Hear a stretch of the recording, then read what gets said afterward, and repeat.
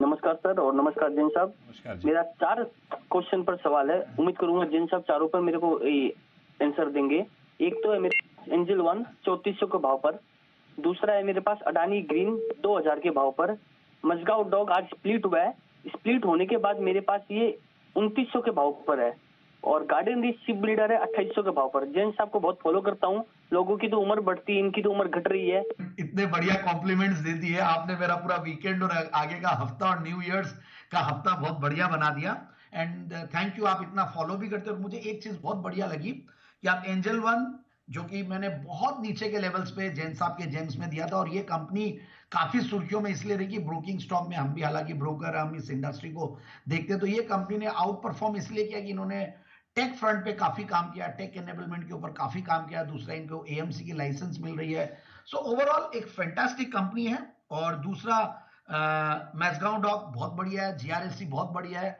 दोनों डिफेंस के बहुत ही मेरे चहेते स्टॉक्स हैं। इनफैक्ट ये दोनों, एक तो एफएनओ में नहीं है, ये एक बहुत बड़ा रीजन है। दूसरे स्टॉक्स एचएल और बीएल वो उस एफएनओ में है, तो थोड़ा बहुत वहां पे अलग मूवमेंट होता है, बट यहाँ पे मूवमेंट अलग तरीके से होता है। एंड फंडामेंटली तो बहुत स्ट्रांग ही है, ऑर्डर बुक बहुत स्ट्रांग है। बिल्कुल इन दोनों स्टॉक्स को लेके रखें। और अडानी एनर्जी पे मैं थोड़ा सा, बहुत ज्यादा मैं कॉन्फिडेंट नहीं हूं, वेरी फ्रैंकली, क्योंकि काफी कई बार नेगेटिव न्यूज आती है।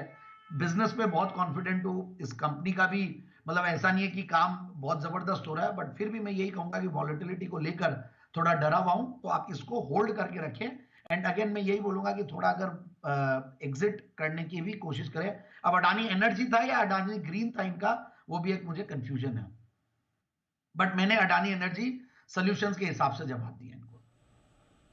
ठीक है, इसी बीच अगले कॉलर हमारे साथ देवी जुड़ गए हैं वेस्ट बंगाल से। देवी, पूछिए अपना सवाल। मेरा सवाल है, बस से पहले संदीप भैया जगदीश, मेरा सवाल ये है कि अडवाणी होटल मेरी 77 में ली हुई है और नोवा एक्स मेरी 77 में शेयर लिए हुए हैं। तो अभी तो भाव आपको पता ही है, तो मेरा भाव आएगा क्या वापस? और आपका ही बताइए। होटल्स भी एक बेहतरीन कंपनी है, एक बहुत स्ट्रॉन्ग पेडिग्री वाली कंपनी भी है, इसमें कोई दिक्कत नहीं है, बट टेक्निकली थोड़ा वीक हुआ है। बट अगेन 65 रुपए पे अच्छा खासा सपोर्ट भी है, और मैं ये स्टॉक को जेम्स में कवर किया हुआ हूं, यही एक रीजन है। और हालांकि इनका जो सितंबर वाला क्वार्टर था वो अच्छा नहीं गया, उसके पहले वाले दिसंबर मार्च too good. So let's see, fingers crossed. जिस तरीके की पेडिग्री, जिस तरीके का प्रोमोटर बैकग्राउंड है, तो मुझे लगता नहीं कि बहुत ज्यादा डरना चाहिए। और इसमें इनफैक्ट आप एक तरफ देखिए, डेल्टा कॉर्प भी इसमें शेयर होल्डर है, और राधा किशन जी दमानी भी इसमें शेयर होल्डर है, तो इसलिए थोड़ा कॉन्फिडेंस तो अच्छा खासा आता है। तो मेरे हिसाब से अडवाणी को होल्ड करके रखें, और अगर 65 के लगभग आए और क्वार्टरली रिजल्ट्स अगर अच्छे आ जाते हैं, तो बाइंग करने की भी मैं उस समय पे राय दूंगा। और दूसरा स्टॉक एक बार रिपीट कीजिएगा प्लीज। मैं नोवा एग्रीटेक, नोवा एग्रीटेक भी मैंने जैन साहब के जेम्स में दिया था, और उसके बाद ये, इनफैक्ट इनको मुझे ऐसा लगता है कि जो 2 फिगर वाले स्टॉक है वो बढ़िया लगते हैं, और ये स्टॉक को भी कवर किया था और ये टारगेट भी अचीव किया, उसके बाद करेक्ट भी हुआ है। हालांकि देखिए, ये एग्रीटेक वाले स्टॉक्स थोड़े अपने एक अलग ही रेंज बाउंड मूड में ही चलते हैं, और बजट के आसपास चल सकता है, और ये भी स्टॉक ऊपर जाने के बाद करेक्ट हुआ है। बट क्वार्टरली रिजल्ट्स अच्छे थे, मतलब सितंबर क्वार्टर के रिजल्ट्स, और ओवरऑल प्रॉफिट्स भी अच्छा कमाती है, कैश फ्लोज अच्छे हैं कंपनी के। तो मेरे हिसाब से इस स्टॉक को होल्ड करें। और ओवरऑल 94 का हाइस बनाया हुआ है, 45 का लोज है, 52 वीक लोज, और ये बीच में है 61 62। तो आई थिंक मार्केट्स के साथ धीरे धीरे ये ठीक होना चाहिए, जस्ट बिकॉज कि मार्केट्स करेक्ट हो रहे हैं, तो स्मॉल कैप, मिड कैप हो, लार्ज कैप हो, सभी करेक्ट हो रहे हैं, स्टॉक्स में करेक्शन आता है। तो इन सब स्टॉक्स में अब थोड़ा समय देना पड़ेगा, और मार्केट्स के साथ ये भी चलेंगे। बिल्कुल। भूषण हमारे साथ जुड़ गए हैं शेगांव से। भूषण, पूछिए अपना सवाल। सर, मेरा एमटार टेक और आरती इंडस्ट्रीज पर सर। बताइए संदीप सर।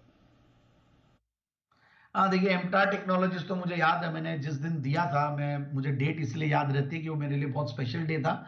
जून की 30 तारीख 2021 पहली बार दिया था, और उस दिन देने के थोड़ी देर बाद ही, मतलब आधे घंटे बाद ही 20% का भी सर्किट लगा था इस स्टॉक में, क्योंकि ये कंपनी है जबरदस्त, और गजब का रिस्पॉन्स इसके आईपीओ को मिला था। सेक्टर भी बहुत बढ़िया है, डिफेंस वाला सेक्टर है, but at the same time ये कंपनी के वैल्यूएशन को लेकर थोड़ा और क्वार्टरली रिजल्ट्स को लेकर मार्केट्स थोड़ा निराश हुआ है, और यही रीजन है कि ये स्टॉक करेक्ट भी हुआ है। But at the same time यही बोलूंगा, आप इसको होल्ड करें। और किन भाव पे लिए मुझे वो सुनाई नहीं दिया था एमटार टेक्नोलॉजी का, सो बने रहने की राय है। फिलहाल MTR टेक पर बने रहने की राय